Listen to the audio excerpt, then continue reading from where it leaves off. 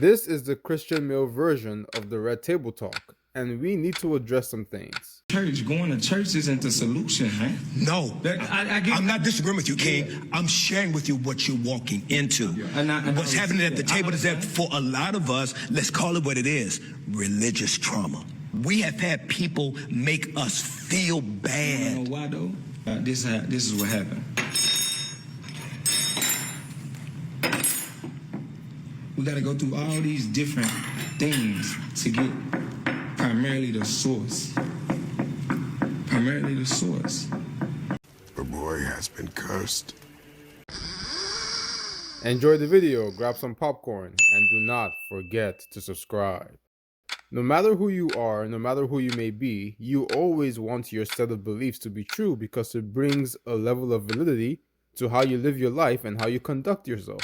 True. That's true. And yeah, that's true. And when you bring a bunch of men to talk about certain things, knowing that each person has lived their own various experiences and are at different points, it can bring a clash of egos when it comes to trying to correct or somebody else trying to take opinion or advice from someone that they think that they're on the same level as. Really? You know what I'm saying? Do you feel like you can give Jonathan Major some advice? Do I feel I'm at that level? Yeah, not successful. No, that's a good question. I'm talking about experience. Knowledge-wise, right? Yeah, do you feel like that? I can only give what man is willing to receive. Did you hear that shit? Did you hear that shit? That doesn't make any sense. But that does just answer the question. Break it down. Do you feel like your experience? Do you feel like your experience in the world that you can give Jonathan some advice if he's willing to receive? That's right. I need to smoke a cigarette. So let me jump in and say this. Watch this. Watch this. Now, the famous word that says experience is the best teacher only works if you have the right posture to reflect on and learn from the things that you have failed, not only for yourself, but also for the benefit of others. Because again, you have a limited perspective of the life that you only have and only you can live. And this is not even an age thing. The only difference in age is experience. But all because you've experienced something doesn't mean that you're right. And all because you're younger doesn't mean that you know everything, because you're at the same level in terms of success when it comes to the monetary value of money compared to other people in your surroundings. He's right, you know. But might I say, a lot of older people tend to belittle younger people just because of the age factor. But the thing is, for NLE Choppa to be on this table, that means that he has accomplished something that most men in those tables or of older ages have accomplished as well. And this is not for NLE Choppa to be proud of himself, but might I say he should be. He's a 22, 23-year-old guy that's a millionaire. He has 2 kids already. So what stops him from thinking a certain way about himself? Because I'm sure almost everybody will. Because you can shame somebody for their looks, you can shame somebody for their age, you can belittle somebody because of the knowledge that they have. But when your knowledge and what you've done gets results that puts you on the same level as people that are older, you can't really say nothing about it. This is a sickness, but I enjoy it. But this is where it still comes down to the fact that everybody has a limited perspective and results do not always guarantee the right knowledge concerning the different topic that you do not really know much of.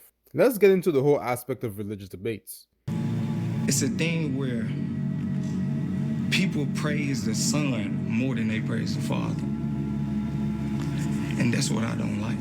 Okay. Because if we are man made in a likeness, Jesus is our brother.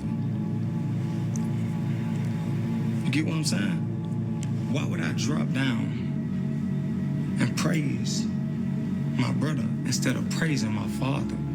And that goes back to honoring your parents. I just gotta say something. Good. Have you read the Bible? I read the Bible. I listen to the Bible.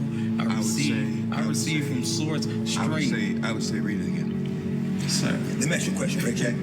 To me, religious debates are one of the most time-consuming and yet unfruitful things that somebody can do, because especially when things are in the wrong environment and people are not in the right state, are arguing just to argue and not arguing to listen, people will not really go anywhere. It's going to be a waste of time, and by the end of the day, you're going to realize that you spent a lot of energy for nothing to come off of it. Now, maybe something will come off of it in the future, but presently in this particular video is a waste of time because nobody's going to listen to anybody because everybody feels that they know what they're saying is right. If you look at Kirk Franklin for a second, this man released hits after hits after hits of Christian music back in the day, but he's the same person that the Christian community has turned on for whatever reason.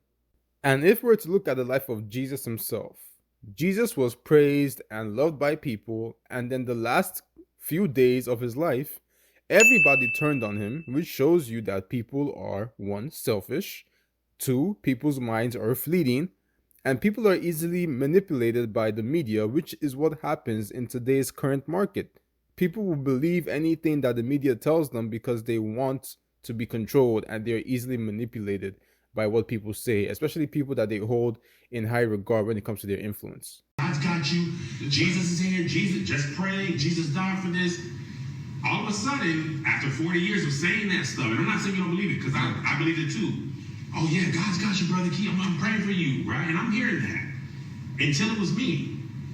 And then you're looking at God like, where? But did he have you? Did he? My thing is, hold up. Did God have you though? Did he I not? know what he did. That's my truth. You said you didn't know then, or you still don't know now? Still now. And also in the Bible, people in the Bible were like, Jesus was like, I don't understand what is This is happening. not meant for you to understand, right? Lord That's what I'm Jesus. saying. Here's Baby what I'm boy saying. think he has all the answers. In that moment, with the amount of people who will be like, hey brother, you Uber, I don't care, come by the house, we're playing Uno. That amount of people that you really actually trust is usually less than 5 people, maybe 2 or 3 people. 1000%. Right? But that person is gone. Do you know what we're talking about? Let me Spiritual Bible. So, talking about Jesus and talking about God the Father and trying to argue the deity of both of them, how's that going to help anybody on this table?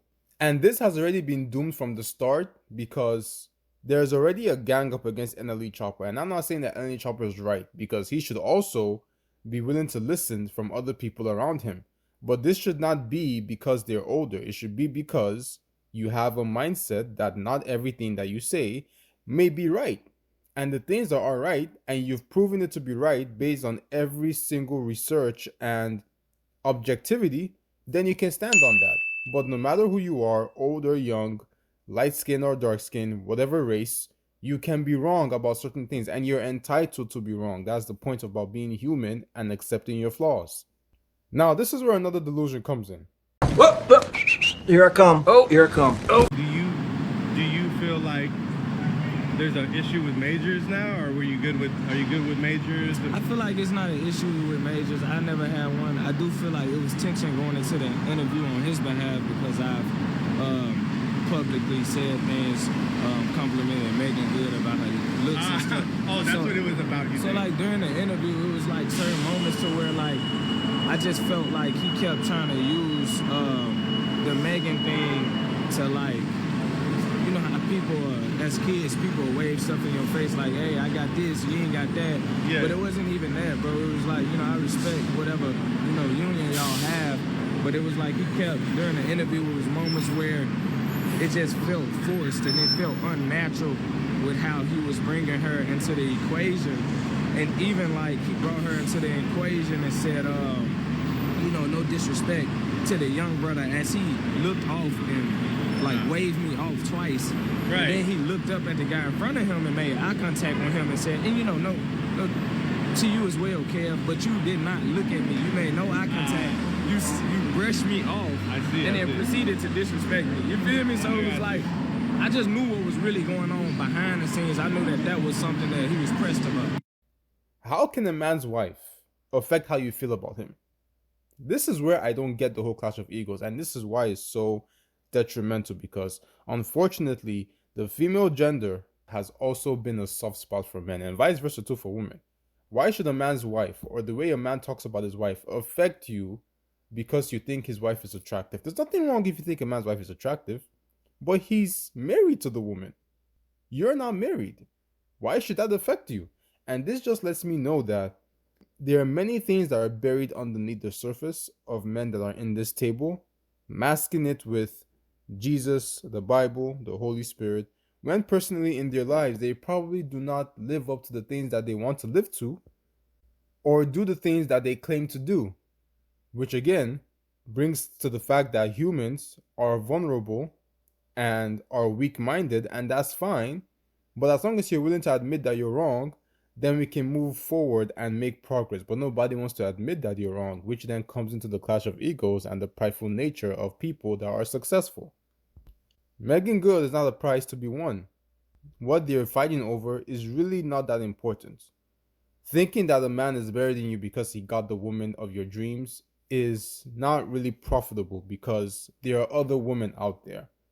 Everybody got to work on themselves, and everybody got to make sure that even though they may be right about some things, even the things that they're right on, they have to keep on questioning themselves about it to make sure that they stay on the right path of the ever learning process of life. Let me know your opinions in the comment section. Do not forget to like, subscribe, and share.